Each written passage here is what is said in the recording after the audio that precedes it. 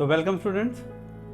हाँ, जैसा कि हम लोग एनटीएससी टेस्ट सीरीज़ हमारी शुरू है ही, तो आज उसी को आगे बढ़ाते हुए महाराष्ट्र एनटीएससी 2020-21 के जो क्वेश्चन पेपर है, आज हम उसके क्वेश्चन करेंगे। 1 to 6 क्वेश्चन करेंगे, ठीक है। तो आपके सामने फर्स्ट क्वेश्चन जो है मैं रखने जा रहा हूँ। फर्स्ट क्वेश्चन में है कि जैसा कि आप स्क्रीन पे देख पा रहे हैं कि फर्स्ट क्वेश्चन है motion of earth around the sun, यानी कि ये क्वेश्चन है जिसमें आपको देख रहा होगा कि कॉलम मैच करने हैं, ठीक है, और आपको बताना है कि कौन सा फोर्स किस फैक्टर के लिए रिस्पॉन्सिबल है। तो आपके सामने है फर्स्ट फैक्टर कि motion of earth around sun. जी हाँ, motion of earth around sun, जैसा कि आप देख सकते हैं कि अर्थ के अराउंड, जो सन के अराउंड जो है अर्थ का घूमने का रीज़न क्या हो सकता है। स्वाभाविक है, सबसे पहली बात मैं आपको बता दूं कि सेंट्रीपिटल फोर्स है, जो रिक्वायर्ड फोर्स है किसी भी बॉडी को अगर रोटेट करना है, सर्कुलर मोशन में लेके आना है, तो motion of earth around sun due to centripetal force, but this centripetal force is provided by nothing but the gravitational force, because sun और सन अर्थ ही नहीं बल्कि सभी प्लैनेट्स जो हैं, हमारा जो सोलर सिस्टम है, तो वो सन के चारों तरफ अगर घूम रहे हैं, रोटेट कर रहे हैं, सो रिवॉल्व कर रहे हैं, तो that is due to gravitational force. तो फर्स्ट हो गया आपका motion of earth around sun. तो ए ऑप्शन में आपके पास है, तो ए के सामने अगर आपके सामने देखें 4 ऑप्शन है, ए बी सी डी के 1 2 3 4, तो ए के साथ जो ऑप्शन है थर्ड, ठीक है, ये हो गया फर्स्ट। सेकंड है आपके सामने कि हालांकि अगर आप चारों ऑप्शन में से देखें तो आपको साफ नज़र आ रहा है कि जो फोर्थ ऑप्शन है वही आपका जो है राइट आंसर होगा, क्योंकि ग्रेविटेशनल फोर्स है। हालांकि अगर आप आगे करना चाहें तो कर सकते हैं, लेकिन टाइम को अगर आप सेव करना चाहते हैं और आपके सामने ऑप्शन दे रखा है कि जिसमें थर्ड एक में ही है, तो ठीक है, आपका आंसर सही है, स्वाभाविक है, सही है, और आप आगे बढ़ सकते हैं, ठीक है। हालांकि अगर मैं क्वेश्चन को पूरा पढ़ूँ तो यही है कि motion of stone tied to a string and whirled in a circle. तो जैसे अगर आप किसी स्टोन को किसी धागे से, किसी स्ट्रिंग से बांध के, जैसा कि हम लोग करते हैं, रोटेट करें तो क्या होगा, और जब वो सर्कल में आप उसको घुमाएंगे तो क्या होगा। स्वाभाविक है कि ऐसे में क्या होता है कि अगर मान लीजिए ये सेंटर है और ये स्टोन है, और जो स्टोन का जो पाथ है वो सर्कुलर है, ठीक है, समझ पा रहे हैं, तो होता क्या है कि स्टोन के अंदर, क्योंकि सेंट्रीपिटल फोर्स तो रिक्वायर्ड है ही, जिसकी डायरेक्शन सेंटर की तरफ होती है, लेकिन स्ट्रिंग के अंदर टेंशन क्रिएट हो जाता है, स्ट्रिंग के अंदर टेंशन क्रिएट हो जाता है, खिंचाव जिसे हम कहते हैं, ठीक है। तो ये एक दूसरा जो पार्ट है। तो आपके सामने ऑप्शन है 1 2 3 4 में से, तो करेक्ट आंसर इज फोर्थ। चलिए, तो करेक्ट आंसर क्या हो गया आपका। वैसे अगर आप देखें तो ये बी पार्ट है, और बी पार्ट का जो सही ऑप्शन है वो है फोर्थ। तो अगर आप इन दोनों पार्ट को देख पाएँ तो देख पाएंगे कि आपके सामने फोर्थ ऑप्शन ही ऐसा है जिसमें ए का थर्ड है और बी का फोर्थ है। तो इस तरह से आपका जो फर्स्ट क्वेश्चन है वो आपका हो जाएगा। अब बात करते हैं सेकंड क्वेश्चन की। चलिए अब सेकंड क्वेश्चन पे आते हैं। मैं फिर से कहूँगा, क्वेश्चनों को करने का तरीका यही होना चाहिए कि आप अपना जो टाइम है, जितना आप टाइम अपना बचा सकें उतना टाइम आप बचाने की कोशिश करें। तो ये सेकंड क्वेश्चन का आपका जवाब है heat is a form of energy, और heat is a form of chemical energy, क्योंकि डिफरेंट सब्सटेंस हैं, आप उनको गर्म करते हैं, तो इस तरह से वो जो है अलग अलग जो है केमिकल कंपोजिशन सब सब्सटेंसेस का होता है। तो that's why heat is a form of chemical energy. Kinetic और potential, it's not complete, it's a partial form of energy. और यही बात इलास्टिक की बात भी आती है, क्योंकि इलास्टिक एनर्जी जो है वो पोटेंशियल का भी पार्ट होता है, इलास्टिक एनर्जी, और काइनेटिक का भी पार्ट होता है। Is that clear. Elastic energy is the sum of potential as well as kinetic something else, कभी पोटेंशियल तो कभी काइनेटिक, ठीक है। तो ये हो गया आपका second question. Okay, third question है आपके सामने। If mass of a planet is 25 times, जी हाँ, कोई प्लेनेट है, उसका मास अर्थ के मास का 25 टाइम्स, 25 गुना ज़्यादा मास है उस प्लेनेट का, and the radius of the planet is 125 times, यानी कि जैसा कि हम लोग जानते हैं कि सभी प्लेनेट का जो शेप है, identically we are considering that spherical shape, तो जो रेडियस है उस प्लेनेट का, this is 125 times radius of Earth, then escape velocity, जी हाँ, क्वेश्चन क्या आ रहा है, escape velocity of an object from the planet is dash times the velocity escape velocity from the Earth. जी हाँ, रही बात एस्केप वेलोसिटी की, आपको पता होना चाहिए कि एस्केप का मतलब होता है, सपोज कीजिए कि the thief escaped from the police. आपने ये सेंटेंस सुना होगा कि चोर पुलिस से बचकर भाग निकला। तो यहाँ पर किससे बचने की बात हो रही है? एस्केप वेलोसिटी की ये बात हो रही है कि अगर आप किसी ऑब्जेक्ट को इतनी वेलोसिटी दें कि वो अर्थ के ग्रेविटेशनल फील्ड से बाहर हो जाए, यानी कि कौन एस्केप हो रहा है? ऑब्जेक्ट। किससे एस्केप हो रहा है? ग्रेविटेशनल फील्ड से। किसके? पर्टिकुलर प्लेनेट के। मैं बात अर्थ की कर रहा हूँ, हर एक की वैल्यू अलग अलग होती है हर एक प्लेनेट के लिए, तो हमें वो एस्केप वेलोसिटी का रिजल्ट निकालना है।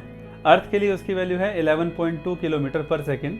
ठीक है, ध्यान रखिएगा, 11.2 kilometre per second is the escape velocity of an object from Earth. ठीक है, चलिए तो होगी एक्स्ट्रा बात, लेकिन एस्केप वेलोसिटी का बेसिक फॉर्मूला क्या है वो हमें देखना पड़ेगा। एस्केप वेलोसिटी का जो बेसिक फॉर्मूला है वो है √2gm/r। जी हाँ, एक बात ध्यान रखिएगा, एस्केप वेलोसिटी जिस ऑब्जेक्ट को आप थ्रो कर रहे हैं उसके मास पे डिपेंड नहीं करता है, बल्कि जिस प्लेनेट से आप उसको थ्रो कर रहे हैं, जिसके फील्ड से आप उसको थ्रो कर रहे हैं, उस पर डिपेंड करता है। तो m क्या है? m है मास ऑफ प्लेनेट, r क्या है? Radius of planet. यहाँ पे कहीं पर भी ऑब्जेक्ट का मास मेंशन नहीं है। तो आइए देखते हैं velocity of escape velocity of an object from the अर्थ का बेसिक फॉर्मूला ये। और रही बात प्लेनेट की, vp, जैसा कि ये कह रहा है तो हम vp and that is equal to, direct काम करते हैं, जो मास है प्लेनेट का वो कितना टाइम्स है? 25 टाइम्स है, और रेडियस क्या है? 125 टाइम्स है। ओके, तो मास 25 टाइम्स, तो √2g, मास को आप लिखिए 25m और रेडियस को आप लिखिए 125 टाइम्स ऑफ रेडियस ऑफ अर्थ। इससे आपका काम थोड़ा इजी हो जाएगा। 25 5 125, ऊपर बचा 2gm/r और 1/5 रूट आ गया, तो 1/√5। जी हाँ, और इसकी जगह आ गया ve। तो आप देख सकते हैं कि उस ऑब्जेक्ट को अगर उस पर्टिकुलर प्लेनेट से थ्रो किया जाए तो क्या होगा? तो होगा 1/√5 times of escape velocity of the object from the Earth. Is that clear? जी हाँ, तो ये क्वेश्चन नंबर 3 था आपके साथ। अब क्वेश्चन नंबर 4 क्या है, आइए देखते हैं। क्वेश्चन नंबर 4 है इक्वल मासेस ऑफ आयरन। जैसा कि आप पढ़ रहे हैं, देखिए ध्यान से देखिएगा, इक्वल मासेस यानी कि जो ये सब्सटेंस है, कौन कौन? आयरन, वाटर, एल्यूमिनियम और मर्क्यूरी, इन चारों का मास सेम है एट सेम इनिशियल टेम्परेचर। और इनिशियल मतलब चारों का शुरुआत का टेम्परेचर भी सेम है, initial temperature is same. Is heated uniformly, uniformly का मतलब समान रूप से, इक्वली सबको हीट दी जा रही है फॉर 5 मिनट, 5 मिनट के लिए। इसका मतलब 5 मिनट हैं, 5 मिनट के लिए चारों सब्सटेंस हैं, चारों का मास इक्वल है। आयरन सबसे पहले, कौन? आयरन, फिर उसके बाद कौन? वाटर, आफ्टर दैट कौन? That is aluminium, okay, Al aluminium, and last is mercury, that is Hg, okay, water is H2O, okay, and iron is Fe। ठीक है, आई होप आपको समझ में आ रहा होगा। तो यहाँ पे ये चारों सब्सटेंस हैं और चारों में कॉमन क्या कहा गया है कि चारों का जो मास है वो सेम है। जी हाँ, व्हाट आई एम सेइंग कि चारों का जो मास है वो इक्वल है। तो अब क्वेश्चन क्या कर रहा है? Initial temperature is heated, same initial temperature, यानी कि इनिशियल टेम्परेचर भी सेम है। तो सपोज कि चारों का जो टेम्परेचर है वो भी सेम है, तो क्या होगा? जी हाँ, चारों का टेम्परेचर वो भी सेम है, तो मास भी सेम है और initial temperature Ti, initial temperature भी सेम है। Is heated uniformly for 5 minute, 5 minute के लिए चारों को गर्म किया गया है। कितने टाइम के लिए?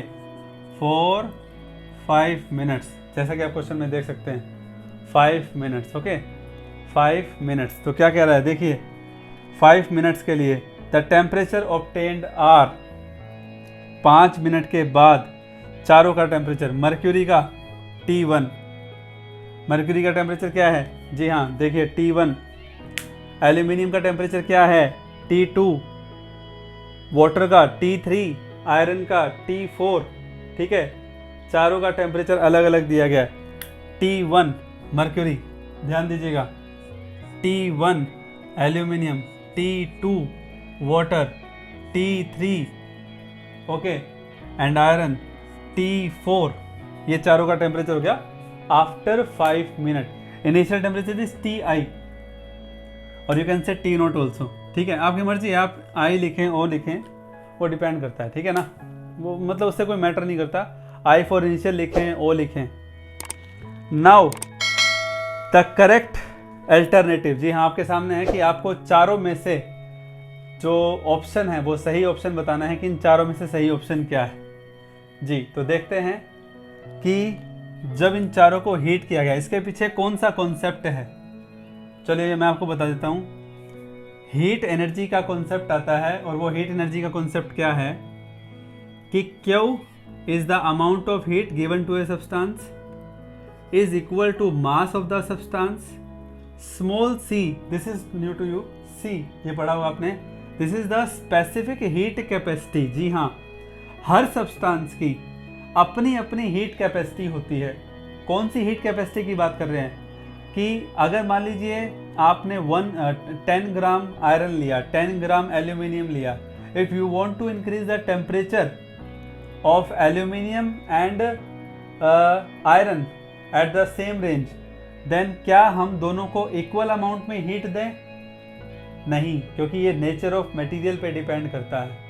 तो स्पेसिफिक हीट कैपेसिटी उसी के लिए है, depends on the nature of the substance, okay, depends on the nature of the substance, ध्यान रखिएगा, into delta T that is change in temperature, और यहाँ चेंज इन टेम्परेचर क्या है, फाइनल माइनस इनिशियल। जी हाँ, मैं क्या कह रहा हूँ, फाइनल माइनस इनिशियल, तो हमें वही फाइंड आउट यहाँ करना है, ठीक है। अब इस क्वेश्चन में क्या कहा गया है, देखिए इस क्वेश्चन में क्या कहा गया है, मास सेम है सभी का, हीट यूनिफॉर्मली 5 मिनट, मतलब ये कि अमाउंट ऑफ हीट भी सेम है। जी हाँ, क्योंकि 5 मिनट के लिए यूनिफॉर्मली हीट दी जा रही है, इक्वल अमाउंट में हीट दी जा रही है, सो दैट्स वाई ये दोनों फैक्टर कांस्टेंट हो गए चारों के लिए, बचा कौन, C और डेल्टा टी। तो आइए देखते हैं, तो जो डेल्टा टी है this is inversely proportional to C। हालांकि ये एक डाटाबेस क्वेश्चन है, लेकिन फिर भी मैं कोशिश करूंगा, क्योंकि हम चारों का स्पेसिफिक हीट कैपेसिटी अगर हमें याद नहीं है तो हमें इस चीज़ को कैसे समझना है, आइए देखते हैं। Delta T change in temperature, change in temperature क्या होगा, फाइनल माइनस इनिशियल, तो फाइनल TF सबका अलग अलग है इसलिए मैं TF लिख रहा हूँ, initial TI equal to 1/C, proportional का साइन है तो आप कोई कांस्टेंट, सपोज कि A लिख दिया आपने, कोई constant of proportionality, C specific heat है, ध्यान रखना है आपको। तो आप एक बात बताइए, अल्टीमेटली TF कितना आ गया, मतलब जो ये फाइनल टेम्परेचर है, इनिशियल तो चलो चारों का कांस्टेंट है, तो वो किस पे डिपेंड करेगा, स्पेसिफिक हीट कैपेसिटी पे। जी हाँ, तो जिसकी स्पेसिफिक हीट कैपेसिटी कम होगी उसका टेम्परेचर ज़्यादा होगा, क्योंकि इनिशियल तो कांस्टेंट है, बचा कौन, ये बात मैं आपको यहाँ पे भी बता सकता था, लेकिन ये फैक्टर आप समझिए कि जिसकी स्पेसिफिक हीट कैपेसिटी ज़्यादा होगी उसका फाइनल टेम्परेचर कम होगा एंड वाइस वर्सा। तो अब हमें नहीं पता कि सर हम चारों में से कौन सा है ना, हमें तो नहीं पता कि सर आयरन, वाटर, एल्यूमिनियम और मरकरी में से कौन सा किसका है। तो चलिए मैं आपको बताता हूँ, ध्यान रखिएगा। क्या होता है कि इलेक्ट्रिसिटी, इलेक्ट्रिक करंट जब पास होता है तो उस प्रॉपर्टी को कहते हैं, मटेरियल की प्रॉपर्टी को इलेक्ट्रिकल कंडक्टिविटी, इलेक्ट्रिकल कंडक्टिविटी। दरअसल हम लोग कंडक्टर के बारे में क्या करते हैं, the material which allow heat and electricity to pass through, that is called conductor. लेकिन हमें नहीं भूलना चाहिए कि we should divide the conductor in 2 category, on the basis of current and on the basis of heat. तो जो current को अच्छे से पास करें, करंट को ज़्यादा से ज़्यादा अपने में से अलाउ करें, that is called electrical conductivity. जो ज़्यादा से ज़्यादा हीट को अपने में से पास होने दें उसे कहते हैं थर्मल कंडक्टिविटी। जी हाँ, क्या कह रहा हूँ मैं, थर्मल कंडक्टिविटी। तो इसका मतलब ये हुआ कि जिसकी थर्मल कंडक्टिविटी ज़्यादा है, मेरी बात ध्यान से सुनिएगा, तो जो ज़्यादा अपने में से हीट को पास होने दे रहा है, तो इसका मतलब है कि उसका टेम्परेचर और ज़्यादा जल्दी राइज होगा। ध्यान से सुनिएगा, जिसकी थर्मल कंडक्टिविटी ज़्यादा है इन चारों में से, तो वो हीट का फ्लो होने से उसका टेम्परेचर और जल्दी राइज होगा, ज़्यादा राइज होगा। तो इन चारों में से कौन है वो बताऊँ? मरकरी सबसे पहले नंबर पे, ध्यान रखिएगा। मरकरी का थर्मल कंडक्टिविटी सबसे हाई है, इसका मतलब उसका स्पेसिफिक हीट कैपेसिटी सबसे कम है। समझ में आई बात? मतलब उसको ज़्यादा हीट नहीं चाहिए, वो जल्दी तुरंत गर्म हो जाता है, जल्दी से गर्म हो जाता है, मेरा कहने का मतलब ये। उसके बाद सेकंड नंबर पे कौन आएगा? देखिए, एल्यूमिनियम और आयरन में से मैं आपको बता दूं, एल्यूमिनियम और आयरन में से एल्यूमिनियम गुड इलेक्ट्रिकल कंडक्टर है। हमारे सॉकेट में, सर्किट में एल्यूमिनियम वायर का ज़्यादा इस्तेमाल होता है आयरन के कंपैरिजन में। आयरन का भी होता है, मैं मना नहीं कर रहा, बट एल्यूमिनियम की इलेक्ट्रिकल कंडक्टिविटी आयरन से ज़्यादा है। तो इसका मतलब थर्मल कंडक्टिविटी किसकी ज़्यादा हुई? थर्मल कंडक्टिविटी किसकी ज़्यादा हुई? आयरन की। तो इसका मतलब अगर हम ऑप्शन के हिसाब से चलें तो ऑप्शन क्या है आपके, देखते हैं ऑप्शन क्या है। T1, जी हाँ, मरकरी सबसे ऊपर है, ये बात आपको चारों में देखने को मिलेगी, बट T1 इज ग्रेटर। जी हाँ, तो फर्स्ट ऑप्शन देखते हैं कि पहले अगर हम सीरीज के अकॉर्डिंग चले तो सबसे ग्रेटर कौन है? पहले T1।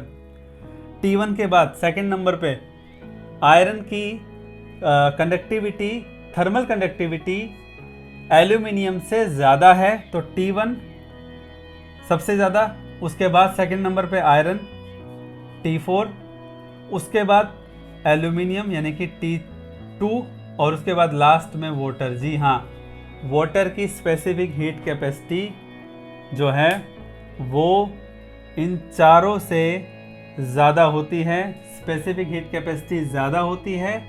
दैट्स वाई जो फाइनल टेम्परेचर होगा वाटर का वो कम राइज होगा। वाटर की स्पेसिफिक हीट कैपेसिटी करीब करीब 1 ग्राम पर डिग्री सेल्सियस होती है। ध्यान से सुन लीजिएगा, 1 ग्राम जी हाँ, मैं क्या बोल रहा हूँ, 1 ग्राम नहीं, स्पेसिफिक हीट कैपेसिटी निकाल रहे हैं तो 1 जूल पर ग्राम पर डिग्री सेल्सियस, और इन सब की 1 से कम होती है। तो सबसे कम किसकी होती है? दोबारा रिपीट कर रहा हूँ, मर्क्यूरी। ह्यूमन बॉडी का टेम्परेचर, थर्मोमीटर, आजकल तो डिजिटल थर्मोमीटर आ गए, और भी है वैसे तो, लेकिन जो लिक्विड थर्मोमीटर होते हैं उन लिक्विड में होता क्या? मर्क्यूरी होता है, जो बॉडी टेम्परेचर कितना राइज हुआ है। तो आप अंदाज़ा लगा सकते हैं कि मर्क्यूरी की थर्मल कंडक्टिविटी सबसे ज़्यादा है। Is that clear? तो ये डिटेल में आपको बताना है, स्वाभाविक है, इसीलिए हमें डिटेल में उसके कॉन्सेप्ट पता भी होना चाहिए। ओके, तो ये था आपका क्वेश्चन नंबर 4, ठीक है ना? आई होप आपको समझ में आया होगा। नेक्स्ट, अब हम बात करते हैं क्वेश्चन नंबर 5 की। जी हाँ, क्वेश्चन नंबर 5 क्या है? देखिए, क्वेश्चन नंबर 5 क्या है? क्वेश्चन नंबर 5 है, if approximate refractive index of sapphire. Sapphire क्या होता है? नग पहनते हैं, ये जो नग होता है ना, अंगूठी, नीलम, नीले कलर का, ब्लू कलर का, नीलम बोलते हैं हिंदी में इसको, तो वो नग है नीलम, सफ़ायर। तो उसका रिफ्रैक्टिव इंडेक्स है 1.8, और approximate decrease is velocity of light when light enter into the sapphire. यानी कि जब उस नीलम के अंदर लाइट एंटर करेगी तो लाइट की स्पीड कितने % डिक्रीज होगी, वो हमें बताना है। 4 ऑप्शन दे रखे हैं आपके सामने। 40%, आप देख सकते हैं स्क्रीन पे, 40%, 45, 50 और 55%, ये हमें निकालना होगा।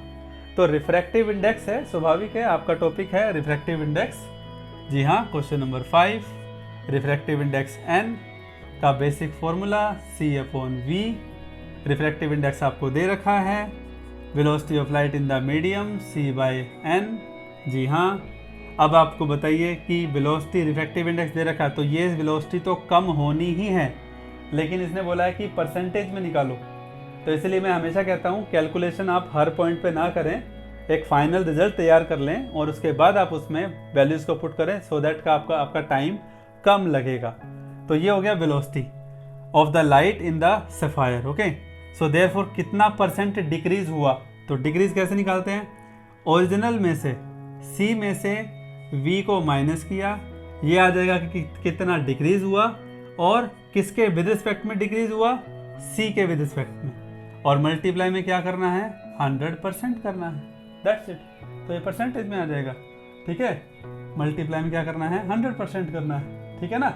तो उसके बाद अगर आप इसको कैलकुलेट करें, C minus C/n divide by C into में 100%, ठीक है।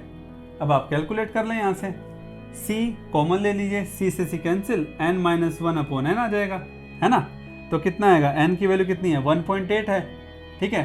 तो 1.8, ये 1.8 है, तो 1 माइनस 1/1.8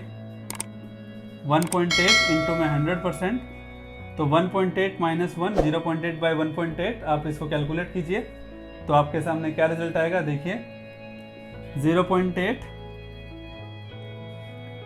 0.8 डिवाइड बाई 1.8 इंटू 100%।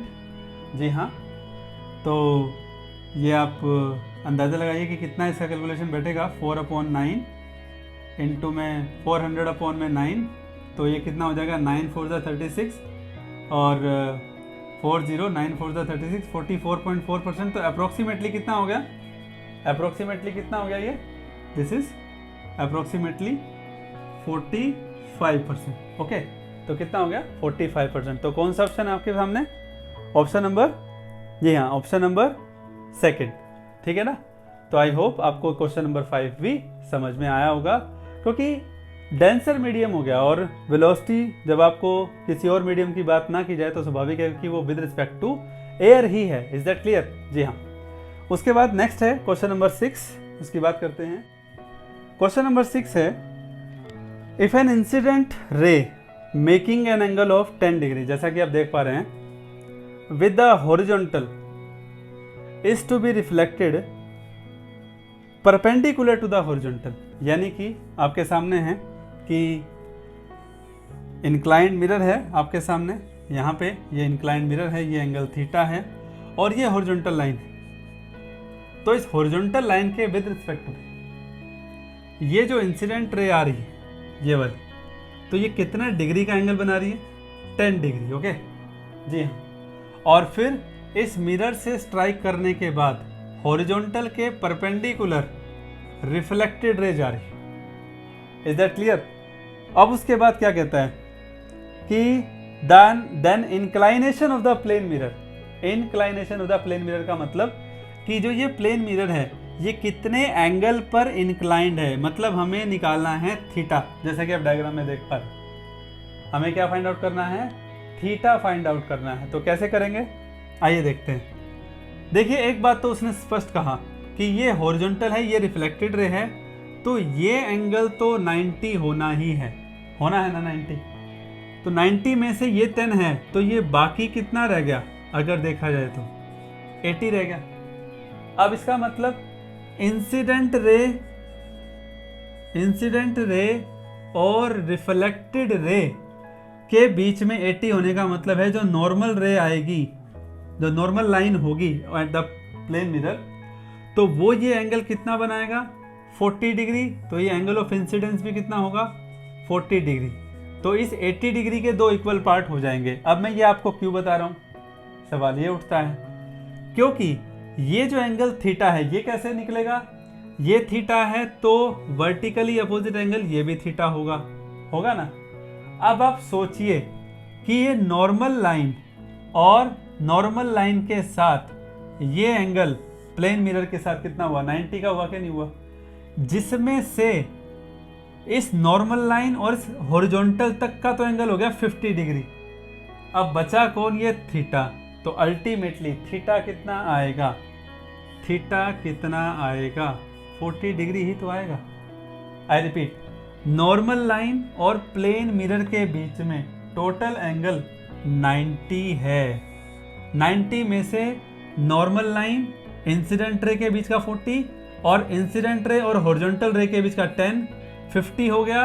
बचा थीटा, थीटा कितना बचेगा, 90 माइनस 50 इज 42।